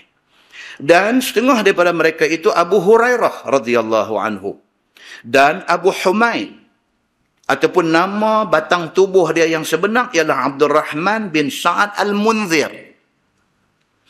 Dan Abu Usaid, ataupun nama batang tubuhnya Malik bin Rabi'ah. dan Sahal bin Sa'ad dan Muhammad bin Maslamah. Di dalam mereka itu berkumpul mudzakarah mereka itu, yakni beringat-ingat mereka itu hal masa mereka bersama dengan Nabi SAW. Jemaah. Itu dia. Yang kata sahabat Nabi ini. Bila berhimpun duduk, mereka sembang pasal apa? Mereka sembang pasal kenangan mereka masa hidup zaman Nabi SAW. Ini mudzakarah dia panggil. Bila berhimpun 3 orang sahabat, 5 orang sahabat, 10 orang sahabat, mereka pick up satu topik. Bincang. Dan topik itu jangan lari daripada yang Nabi buat dulu. Pakat-pakat bincang. Ini adalah satu budaya yang ada di kalangan para sahabat Nabi. Ridwanullah alaihim ajma'in. Sebagaimana kata Abbas, فَذَكَرُوا صَلَاةَ رَسُولِ اللَّهِ صَلَى اللَّهُ عَلَيْهِ وَسَلَّمَ. Maka beringat-ingatlah mereka itu akan sembahyang Nabi SAW. Tajuk very simple. Nak bincang, nak bersembang tentang sembahyang Nabi. Awak sahabat Nabi sembahyang tak betul ya lagi ke? Betul dah. Tapi mereka masih lagi nak berbincang, nak memperelokkan lagi sembahyang mereka. Kita hari ni tak mau dah. Kata dia duduk mengajar apa di masjid tu? Kata ni dia duduk mengajar bab sembahyang ni malam ni masuk bab baca tahiyat. Apa? Dan dia bunyi lagu tu. 6 harakat. Kan? Apa dia kata? Bila kita nak baca pasal ekonomi Islam ni? Bila kita nak baca pasal ni sistem jenayah Islam ni, pasal hudud, pasal diat, pasal apa? Kalau duk ulang baca bab semayang tak habis-habis ni, bila tahun kita nak reti pasal undang-undang Islam? Undang-undang Islam pun bercakap juga. Tapi di masjid lain. Di masjid ni kena tajuk semayang, baca bab semayang lah. Sampai pi mana pun nak baca bab hudud ni penat lah. Ada masjid baca bab hudud, ada masjid baca bab semayang, ada masjid baca bab haji, ada masjid baca bab puasa. Tak ada lah kita ni sampai leh orang panggil apa? Ustaz mana? Ustaz hudud ni. Ustaz hudud. Pasal dia mana pi pun tajuk hudud aja. Ilmu Islam ni bukan hudud saja. Ilmu Islam ni macam-macam. Kita nak kita ni cover semua ilmu. Muslimin dan muslimat yang dirahmati Allah sekalian. Rupa-rupanya sahabat Nabi SAW. Para sahabat Nabi ridwanullah alaihim ajma'in, depa berhimpun, depa sembang balik pasal sembahyang. Disebut di dalam hadis Nabi SAW, yakni masing-masing berkata sembahyang Nabi begini, sembahyang Nabi begini, dan kata seorang demikian pula sesungguhnya, ataupun menambah ditahkikkannya apa yang kawan dia kata. Bila bersembang, sebab masing-masing dengan Nabi ini, masing-masing dengan portion, dengan bahagian masing-masing. Ada orang dia lebih masa dengan Nabi, maka dia dapat tengok banyak benda. Ada orang dia dan jumpa Nabi few times, beberapa kali aja dalam hidup dia, maka dia ada maklumat, tapi tak banyak. Tapi bila ada sharing, bila semua pakat duduk, pakat share, yang hang tengok macam mana, aku tengok macam mana, dia ni tengok macam mana, cantumkan balik semua, baru mereka dapat Islam yang syumul itu. Dia macam tu. Sebab ulama sampai hari ni tuan-tuan, ulama sampai hari ni, mereka handal dalam field, dalam bidang masing-masing. Mai satu orang, dia ni handal dalam tafsir. Kalau bagi dekat dia tafsir, macam itik dapat ayam. Macam itik dapat ayam. Itik dapat ayam tuan-tuan. Dia jadi Donald Duck. Dia sonok ni dengan ayam ni. Ada orang dia handal dalam fiqh. Bila dapat fiqh dekat dia, clear perbahasan tentang fiqh dia. Ada orang dia handal dalam bidang tasawuf. Maka dia ni kira dengan pendekatan tasawuf dia. Cakap kau mana pun ajak suruh cuci hati. Bagi hati ni jadi bersih. Bagi hati ni penuh dengan sifat mahmudah. Dia belai hati kita. Supaya kita ni jauhi mazmumah. Pasal apa? Pasal kecenderungan dia. Tendensi ustaz itu pada tu. Ada ustaz, dia cerita bab rumah tangga suami isteri aja. Hang bagi tajuk hudud kat dia pun, dia habaq laki bini berkeliling rumah juga. Pasal apa? Pasal itu bidang dia. Tuan-tuan bukan tak bisa tengok benda ni. Tuan-tuan tahu dah, sebut satu nama Ustaz tak tahu dah. Dia ni nanti kona pergi simpang mana, tuan-tuan dah tahu dah. Dia ni nak pergi Kuala Ketir ke, dia nak pergi Alor Stang ke, dia nak patah balik mai Sungai Pasiang ke. Dia ni duk kuntau tuan-tuan tak pergi mana ke apa, tuan-tuan boleh tahu dah. Pasal tuan-tuan duk dengar ramai. Jadi masing-masing orang dengan bidang kepakaran masing-masing. Oh, bagi kat dia, kita kena tahu dia punya tendensi, dia punya kecenderungan dia ke mana. Bagi tajuk tu kat dia, baru kena. Dia duk cerita suami isteri, duk ajuk cakap perempuan, duk duk ajuk cakap perempuan di rumah ni, ajuk perempuan lawan cakap suami macam mana. Tuan-tuan pergi bagi dekat dia, tajuk pasal diat. Dia adalah hukum jenayah Islam. Penat ada. Pusing mai, dia keluar balik cerita di dapur tadi ni. Pasal apa? Dia minat dia di situ. Berbeza dengan ulama dulu. Ulama dulu, hang bagi mai bidang apa pun, semua dia boleh. Bukan dia boleh tahu saja, dia pakar di dalam semua. Tuan-tuan zaman lah, tuan-tuan nak cari orang seumpama Dr. Yusuf Al-Qaradawi, susah tak? Zaman lah kalau kita boleh tunjuk, kalau kita boleh tunjuk satu tokoh ulama yang hebat dalam semua segi, Qaradawi adalah contohnya. Hebat dia kan? Kalau tidak, Presiden As-Sisi tak jatuh hukum bunuh kat dia. Pasal apa? Pasal Sisi tak boleh tahan. Sakit mata, sakit telinga, sakit hati, sakit jantung. Bila dengar nama Yusuf Al-Qaradawi. Pasal apa? Pasal dia komplit ada dekat dia. Dari segi keilmuan, dari segi keberanian, dari kepimpinan, dari semua ada dekat dia. Bila mahkamah tak guna Mesir ni jatuh hukum mati dekat dia, dia tak takut. Pengikut dia, anak murid dia, penyokong dia takut. Dia tak takut. Lepas interview dia, lepas daripada mahkamah Mesir jatuh hukum mati kat dia, lepas pergi interview dia. Ini bab tahiyat ni kita ni. Tak apa api sikit pun tu. Kena apilah tahiyat saja, lena habislah. Kan? Bila orang pergi jumpa dia, orang pergi interview dia, orang pergi tanya dia, ni macam mana tuan doktor, profesor? Dia kata, aku apa peduli dengan Mesir? Dia kata, aku apa peduli dengan mahkamah yang teruk macam ni? Dia kata, ini mahkamah Fir'aun. Aku apa peduli dengan dia? Dan aku minta jauh dengan Allah daripada sifat takabur. Dia kata, tapi aku mencari syahid. Dia kata. Dia tuan.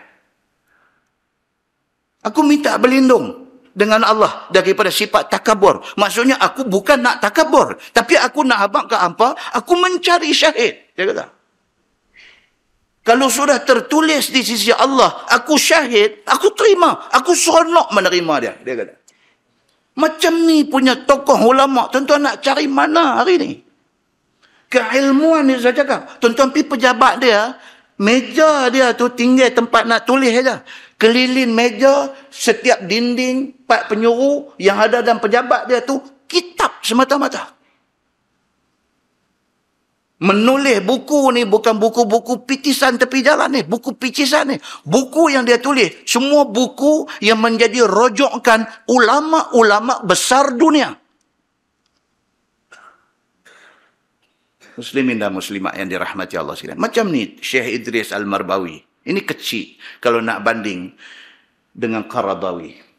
Kecil dia pun tuan-tuan tengok kitab dia. Kita baca pun tak habis tuan-tuan.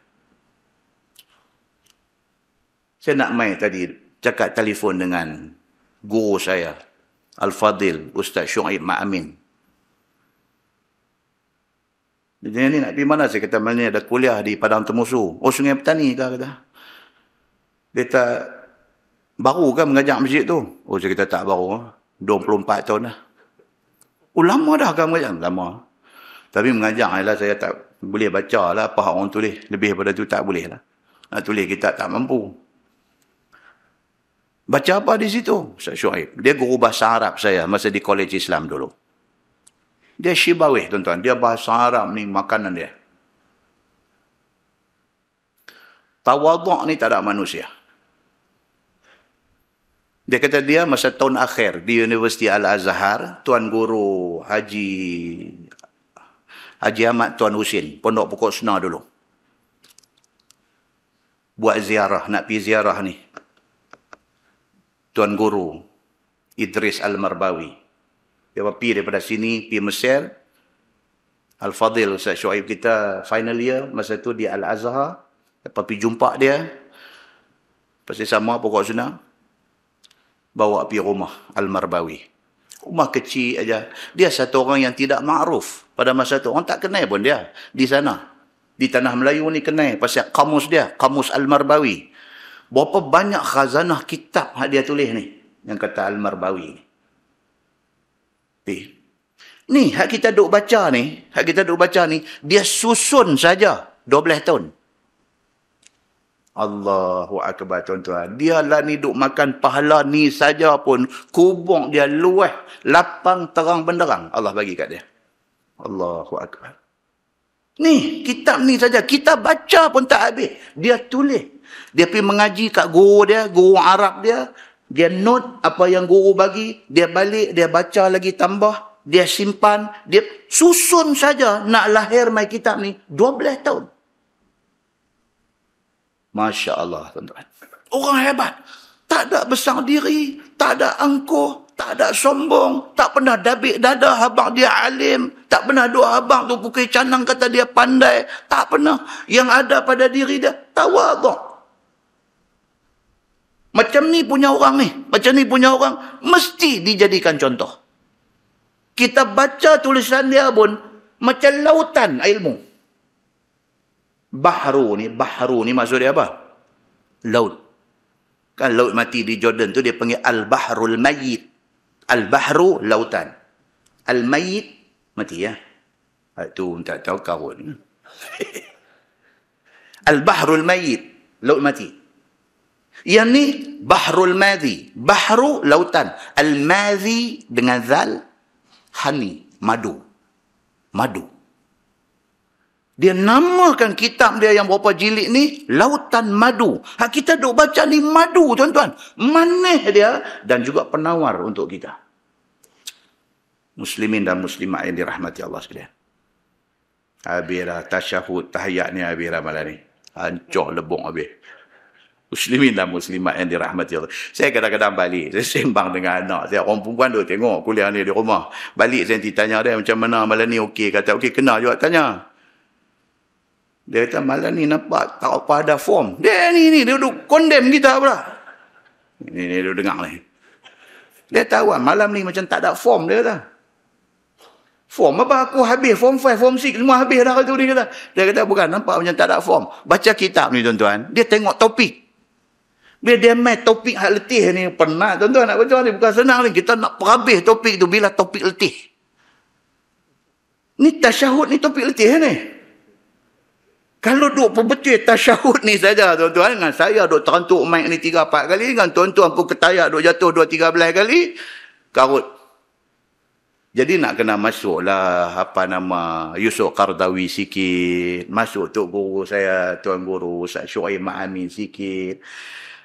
Bolehlah buka mata menyawa sikit. Saya sambung dia balik sekejap lagi, dia layu balik mata hari tu. Inilah tajuk tasyahud. Okey, baik, kita balik. Balik, tapi jangan buat layu mata. Okey, dia kata, maka beringat-ingatlah sahabat-sahabat Nabi ini tadi tentang sembahyang Nabi. Faqala Abu Humaid, ana a'lamukum bisalati Rasulillah sallallahu alaihi wasallam. Maka dalam hal yang demikian itu, tiba-tiba Abu Humaid, ataupun nama dia Abdul Rahman bin Sa'ad bin Al-Munzir As-Sa'idi Al-Ansari radhiyallahu anhu. Dia kata, aku lebih ingat daripada hampa semua macam mana sembahyang Nabi sallallahu alaihi wasallam. Weh tuan-tuan. Hak dua ada sekali tu Abu Hurairah. Bukan kecil anak tuan-tuan, Abu Hurairah radhiyallahu anhu. Abu Hurairah ada satu orang rawi hadis yang meriwayatkan beribu hadis Nabi sallallahu alaihi wasallam. Tiba-tiba Abu Humaid yang tak apa terkenal ni, dia claim, dia kata ana a'lamukum. bisalati Rasulillah sallallahu alaihi wasallam. Dia kata, aku orang paling tahu tentang sembahyang Nabi pada hampa semua. Dia kata lagu tu. Baik. Maka bertambah pada riwayat Abu Daud lagi, kata dalam riwayat Abu Daud, kata mereka itu, kerana apa kamu pula lebih ingat daripada kami? Dia paling tak puas hati. Oi, mereka hang pula lebih tahu mai kok mana ni. Macam tu. Kan, macam orang kata lah, Ustaz Samsuri ni lagu mana dia ni? Soalan tu popular dalam masyarakat. Popular. Kawan yang kena tanya pula tanya, macam mana? Daklah dia ni balik kita ke balik nu? Hai, soalan panas. Ini soalan panas. Dia ni balik kita ke balik nu? Kita ni balik mana? Balik nu tu balik mana? Dia ni duk buat bengong lagu tu tanya. Tak ada jawapan. Kan? Tapi satu hari kawan ni pula pergi duk pukul dada. Aku kenal dia ni. Aku pada dulu aku kenal dia apa-apa semua. Dia terlupa. Dia bercakap tu di depan abang Ustaz Samsuri. Jadi abang kita dengar-dengar. Betul ke hang kenal Ustaz Samsuri? Allah sayang dengan dia ni. Lagu ni. Oh tu kan. Awak Ustaz Samsuri ni lagu mana? Saya tanya. Dia pun cerita macam dia lah orang yang paling mengetahui. Last dia ni kata sebenarnya saya abang Ustaz Samsuri. Oh betul ya? Betul ya? 3 kali betul ke dia pun tuang pinggan yang 16 tu. Ada orang macam tu. Dia cakap ni macam dia tahu semua. Dia terlupa, dia pergi bercakap di depan orang yang lagi tahu daripada dia. Nampak? Tapi bukan nak kata Abu Humaid ni macam tu. Dah. Tapi Abu Humaid sudah pergi claim, kata dia paling tahu tentang cara sembahyang Nabi. Dia claim ni di depan siapa? Depan Abu Hurairah radhiyallahu anhu dan juga beberapa orang yang hebat-hebat. Dia pergi kata lagu tu. Maka kata sebahagian daripada sahabat adu kata ni, mereka kata mai kok mana ni dalam riwayat lain. Dalam riwayat Abu Daud, kata mereka itu, kok mana hang rasa hang lebih tahu sembahyang Nabi daripada kami? Maka demi Allah, tiada ada engkau lebih tahu daripada kami. Kata mereka ni, demi Allah, hang bukan orangnya yang boleh kata hang lebih tahu daripada kami. Dia sudah jadi macam tu. Maka tiada pula engkau lebih dahulu daripada kami menjadi sahabatnya. Sebahagian daripada sahabat ada ni kata apa? Kalau tengok seniority, dia kata, kalau tengok seniority, kami jauh lebih senior daripada hang. Hang pun baru kenal dia beberapa hari aja. Kami kenal dia dah berapa puluh tahun. Hang jangan cakap hang lebih tahu daripada kami. Sudah jadi macam tu. Dan tiada pula engkau lebih dahulu daripada kami menjadi sahabat Nabi. Dia kata, bukan setakat tu, hang dengan kami lagi awal jadi sahabat Nabi. Hang pun kendian. Hang masuk Islam kendian daripada kami. Gitu cerita dia. Dan bertambah bagi Tahawi dalam satu kitab lain pula, kata mereka itu, dari mana kamu lebih ingat daripada kami itu? Maka jawab Abu Humaid, dia pun jawab. Bila orang pakat duk challenge dia kata, sudahlah hang, kata hang lebih tahu dia, hang tahu tak kami ni siapa, kami kenal dia bila, hang main macam tu. Maka kata Abu Humaid, aku perhati dan aku jaga akan sembahyang Nabi SAW sehingga aku hafaz akan dia. Dia kata yang aku kata aku paling tahu ni bukan pasal aku lama ikut Nabi. Bukan aku awal masuk Islam daripada hampa semua. Tapi aku particular tentang sembahyang Nabi. Aku particular. Aku boleh mai ke Madinah semata-mata nak tengok Nabi sembahyang macam mana. Dan aku ingat setiap pergerakan yang Nabi buat. Dia kata. Maka kata Abu Humaid, inna Rasulullah sallallahu alaihi wasallam jalasa yakni litashahhud. Kata dia bahwasanya Nabi sallallahu alaihi wasallam telah aku lihat Nabi duduk, yakni duduk bagi tahiyat. Faftarasha rijlahul yusra. Maka menghampak Nabi SAW dan melipat ia akan kakinya yang kiri. Yakni bagi tahiyat dan membacanya. Dia cerita. Aku tengok Nabi semayang, dia kata masa tahiyat, Nabi lipat kaki kiri, duduk bawah dan Nabi duduk atas kaki itu. Maksudnya duduk macam mana? Duduk tahiyat awal. Duduk iftirashi. Wa aqbala bi sadril yumna ala qiblatih. dan memperhadapkan Nabi SAW akan depan kakinya yang kanan, yakni belakang kakinya dihalakannya ke arah kiblat dengan diperdirikan kaki itu. Duduk macam duduk tahiyat awal, kaki kanan berdiri, so atas kaki itu menghadap kiblat. Dia kata, wa wada'a kaffahu al-yumna ala rukbatihi al-yumna, dan meletak Nabi SAW akan tapak tangan kanannya di atas lutut kanannya. Tu, habang satu-satu. Nabi baca tahiyat, duduk macam tahiyat awal, tangan kanan duduk atas lutut kanan. Dia kata, wa kaffahul yusra ala rukbatihil yusra. Manakala Nabi menghantarkan akan tangan kiri di atas lutut kiri, dengan menggenggamkan segala jarinya yang kanan, melainkan jari telunjuk. Tangan kanan ni, Nabi bubuh di atas lutut kanan, Nabi genggam semua jari dia, kecuali jari telunjuk saja, duk tunjuk. Hak lain semua genggam. Ini satu riwayat, tuan-tuan. Dia ada banyak riwayat tentang cara tasyahud Nabi. Okey.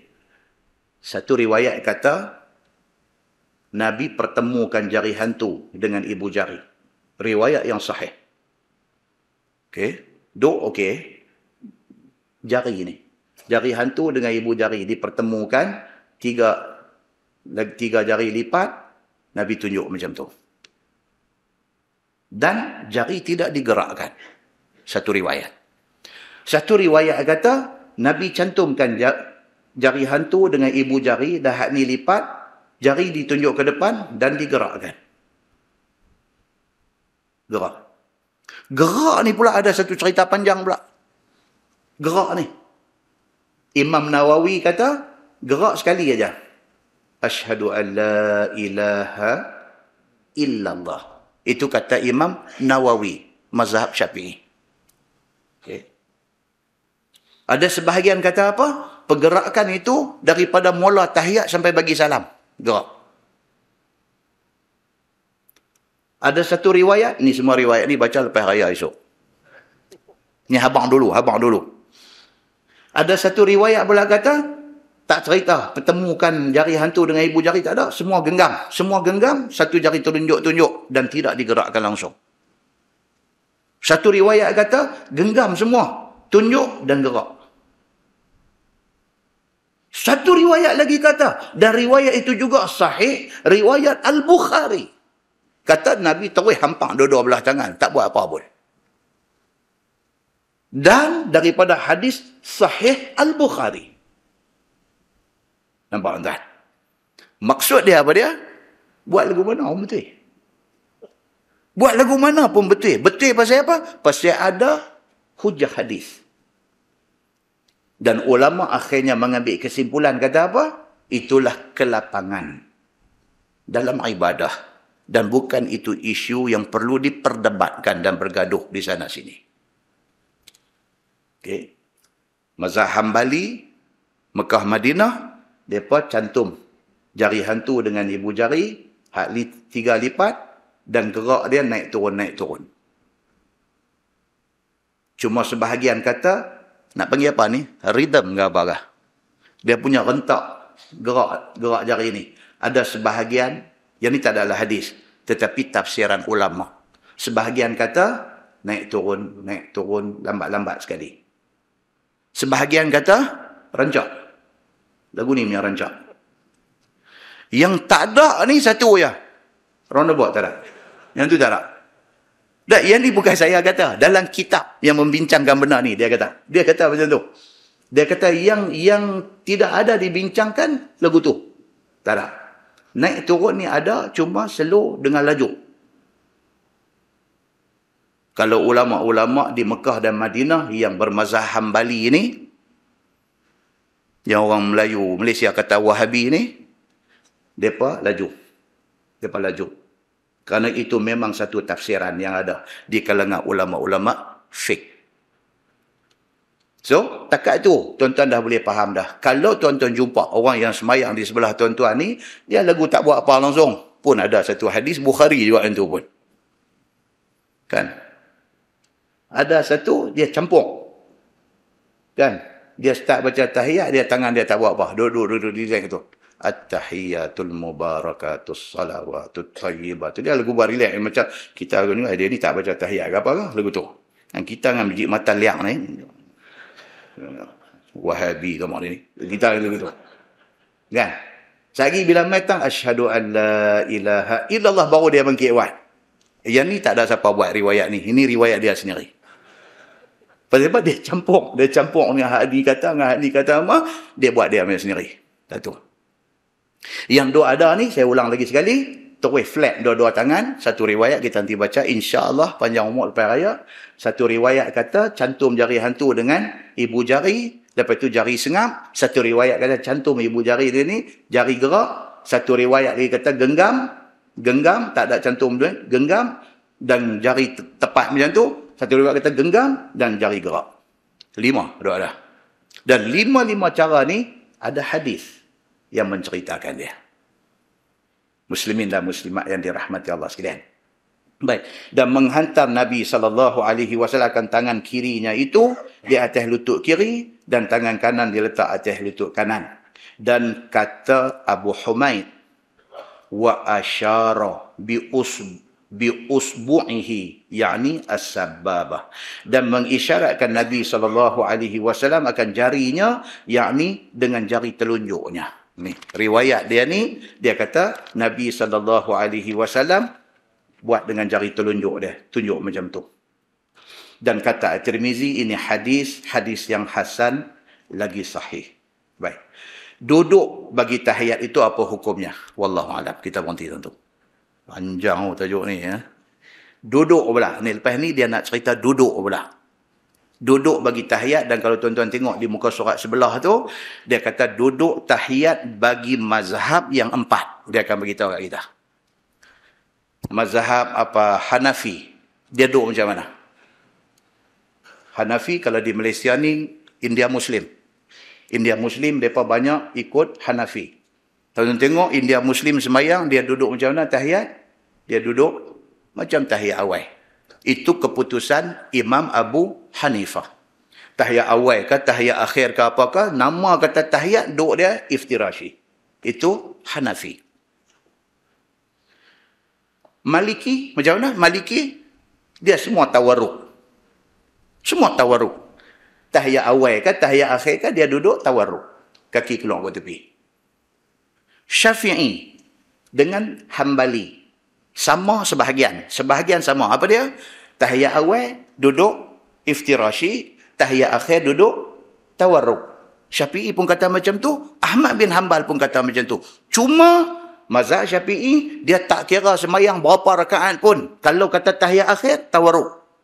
Di situ beza dengan Hambali. Hambali dia kata sembahyang yang lebih daripada 2 rakaat. Tahiyat awal duduk iftirashi, tahiyat akhir duduk tawarruk. Tapi kalau sembahyang tu 2 rakaat, seperti jemaat, seperti sembahyang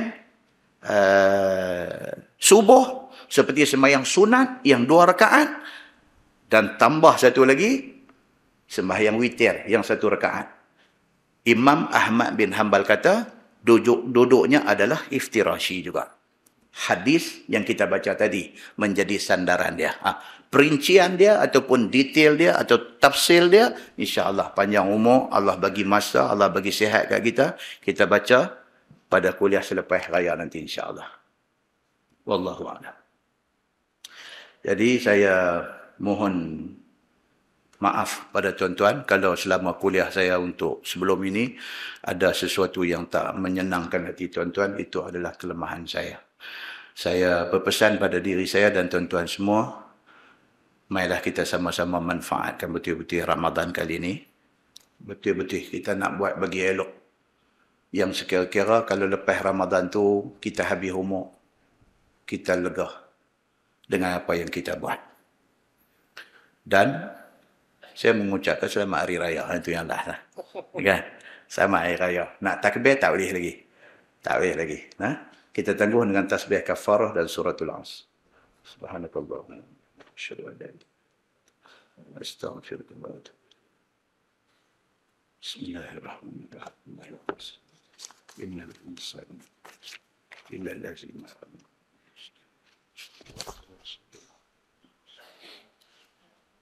اللهم صل على محمد في الأولين والآخرين وسلم ورضي الله تبارك وتعالى عن ساداتنا أصحاب سيدنا رسول الله أجمعين. بسم الله الرحمن الرحيم. الحمد لله رب العالمين حمدا يوافي نعمه ويكافئ مزيده. يا ربنا لك الحمد كما ينبغي لجلال وجهك الكريم وعظيم سلطانك. رضينا بالله ربا وبالإسلام دينا وبمحمد نبيا ورسولا. اللهم افتح علينا فتوح العارفين وارزقنا فهم النبيين بجاه خاتم المرسلين. اللهم فقهنا في الدين وعلمنا التأويل واهدنا صراطك المستقيم. اللهم أرنا الحق حقا وارزقنا اتباعه وأرنا الباطل باطلا وارزقنا اجتنابه. اللهم اجعل جمعنا جمعا مرحوما وتفرقنا من بعده تفرقا معصوما. وصلى الله على محمد وعلى آله وصحبه وسلم والحمد لله رب العالمين. السلام عليكم.